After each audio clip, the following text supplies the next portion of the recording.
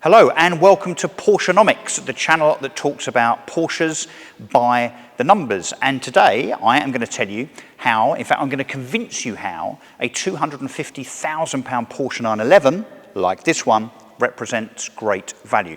That's right, a £250,000 Porsche 911 is great value for money. Keep watching and you'll see what I mean.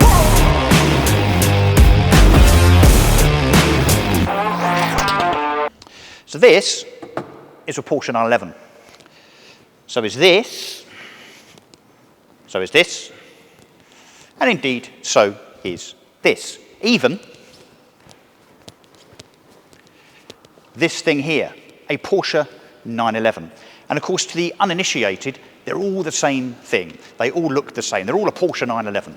But to those of us that are interested in the Porsche product and are kind of involved in the Porsche 911 world in particular, know that there's a huge difference between something like that, which is a 964 Carrera 2 Coupe, this, which is a G-body Targa, this, which is a 964 3.3 Turbo, pretty rare car, or even this, which is pretending to be a 911 2.7 RS from the 70s, although it is a 72 car, but it's a 911E. The GT3 997.2 Club Sport here, they're all different in terms of the way they look, the way they drive, the way they behave, and particularly in terms of their value. So just here, there's a difference in value between that at circa 55 to 60k and the GT3 and the Turbo, the kind of £150,000-ish, all for what the uninitiated would think are the same thing. However, moving on from, I guess, what we call standard 911s, we now, in recent months and years, come across more and more of these, what we call retro mods, backdates, cars that are effectively reimagined from what they were initially as new cars, particularly when I use the word reimagined, the likes of Singer, who you would have heard of, I'm sure, a brand that reimagines 964 Porsche 911s just like this one and turns them into cars that look like a 1970s car, but are beautifully prepared, beautifully refinished, re-engineered in terms of suspension, brakes, interior, and above all, engine. And they turn into phenomenal kind of tick all the boxes, best of all worlds Porsche 911s, but at a price. Now, you can't buy a Singer for less than £1 million. The 911 Singer Classic was about £500,000. You can't get an order in for one of those cars anymore, and if you found one on the used market, you'd pay £1 million. If you want one of the 75 DLSs, particularly one in Britain in right-hand drive form, which is a very, very rare car indeed, you're going to pay £1 million list if you've got your name on the order bank, the order book, but you probably haven't, so therefore you're going to have to pay probably £2 million or so for a DLS. There are other derivatives available, other brands are available. So for instance, Paul Stevens, Tuthill, Canford Classics, and so on. And Theon, which is a very interesting brand, also built in Britain. It's almost like the Germans started making these things for the British to come and finish them properly. I'm only kidding, Germans, but that kind of seems to be where we are now, because the majority of these reimagined, these re-engineered, redesigned Porsches are actually being done here in Britain. The Theon car, very, very interesting concept. Again, based on a 964 Carrera 2 or Carrera 4, refinished from a body perspective in carbon fibre, 400 brake horsepower engine, although apparently other derivatives are available, but a very, very well sorted, backdated Porsche that looks, sounds and goes fantastically, but at a price, 400k, plus a 964 donor. And of course, we all know that 964 Carrera 2s and Carrera 4s in value terms have gone through the roof. Even an edgy one's going to cost you 60k, a nice one's going to cost you 90k. So pretty much 500k for a Theon. The same thing where Richard Tuthill's brilliant 911k product is concerned. The 911k that was recently ragged around a track by Chris Harris for collecting cars at 11,000 RPM, hence the 911k label, but that car is £400,000. Anything from a Paul Stevens, a GS Automotive, a Canford Classics, anything that is stripped, rebuilt, repurposed, with maybe 1,000 to 2,000 hours worth of labour plus parts put into that car, they're bound to be very, very expensive indeed. And the majority of them are 400k plus, all the way up to the heady heights of a Singer at £1 million, even £2 million. However, there is one brand, one business, a workshop, a facility nestled in the Cotswolds that makes something that is much, much less than that for what I believe is pretty much the same thing. And as I said at the top of this video, £250,000 sounds like an awful lot of money for a Porsche 911, but in the context of what you would pay for, let's say, a Theon or a Singer, 250k is brilliant value, and this is one of them. It's a Rennsport by 911 Rennsport. This is a tasty, tasty car, and one that the guys in the Cotswold, and under the supervision of Paul Cockle, the boss, who is another Porsche obsessive, by the way. This started off life as a 1984 911 Carrera and was then stripped to its tub, engine out, and completely repainted with these ST flares, backdated bonnet, backdated bumpers, and repainted and rebuilt from the tub up. It's now a kind of 911 ST, I suppose. Wide-bodied, right-hand drive, that's my thing. So this has had new interior. The interior is actually produced and fitted by the same guys, apparently, that produced the DLS interior for Singer. This has poly-brushed uprated suspension with tractive electronic adaptive suspension. Brand new uprated brakes, 6-pot calipers at the front, 4-pot at the back, and is effectively a new car, but based on an old car. It's kind of the old with all the new bits added. I guess you could call it the Katie Price of Porsche 911s. It's got the maturity and the long standing, but with some new modern bits added on for good measure and for your pleasure and enjoyment. So the upshot of this car, though, of course, body is nice. It's a lovely looking thing, as hopefully I'm sure you'll agree.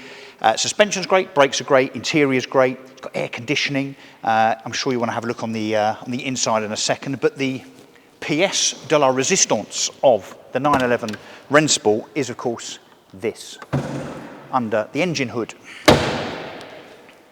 Notice no ducktail, such old hat. This is the heart of the 911 Rennsport. This is much of what you're paying for in that sub £250,000 price category.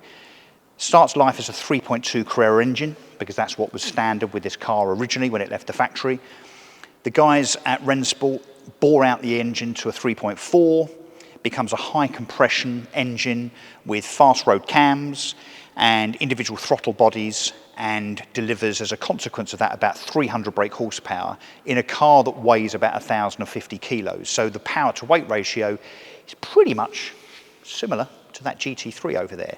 But no power steering, no ABS, no traction control, no stability control, no driver aids, no car telling you what to do and how to drive. This is a proper, pure driver's car, the best of all worlds.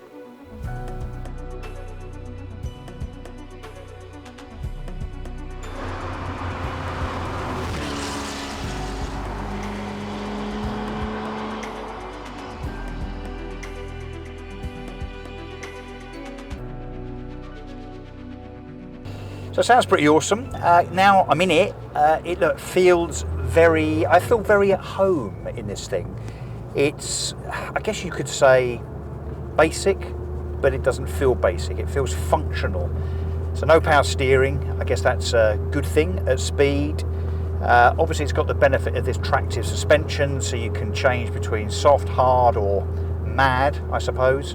But the main thing is it feels just very analog, very raw, very visceral, and pretty cool, really. It's a proper driver's car. Let's see what it's like when we open it up a little bit and see if all of those modern bits combined with the old-fashioned elements, because this car is ultimately 30 or so years old, 40 years old in fact. Let's see how that little combination goes together when it comes to actually driving it on the road. So let's see, is this quick? Seems to be. Can you hear it? So it's a pretty well sorted car, I have to say. It's handles impeccably. Obviously you can adjust the suspension, you can adjust things like pitch and roll and so on. It goes like the clappers, as I suppose you'd expect 300 brake horsepower in just over a ton to do. But it just sounds beautiful. I think that's one of the things with this car. Not only does it look fantastic because it's reminiscent of the old 1973 911 ST/RSR, but the engine noise is absolutely incredible. It sounds like a Spitfire taking off. It's quite infusing, I have to say.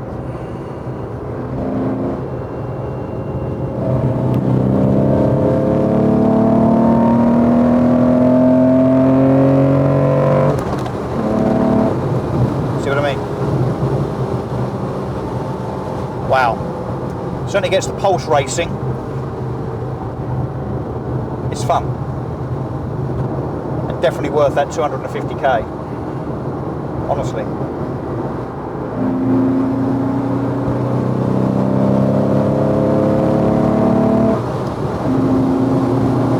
Oh, by the way, hopefully our cameraman's ready for this. Brakes are pretty good too.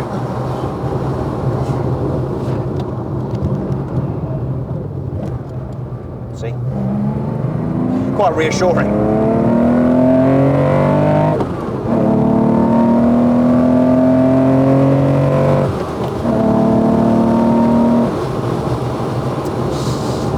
I think you should get on the phone, call Paul Cockle at Rennsport in the heart of the Cotswolds and stick your name down. You won't get one of these straight away, by the way. Apparently he was telling me recently there's a 2-year waiting list for one of his cars. 2 years. I suspect by then there might be a little bit more money, but there still won't be as much as a Singer. So if you have a little bit of spare change down the back of the sofa, or maybe a 911 that you love, but you'd like to love it a little bit more, or you could either use that as a donor car, or maybe you could chop it in and buy one of these, because this is awesome. So the other very interesting and exciting thing that you get for your money in a car like this is that it tends to scare small children and leave adults in the street kind of weak at the knees.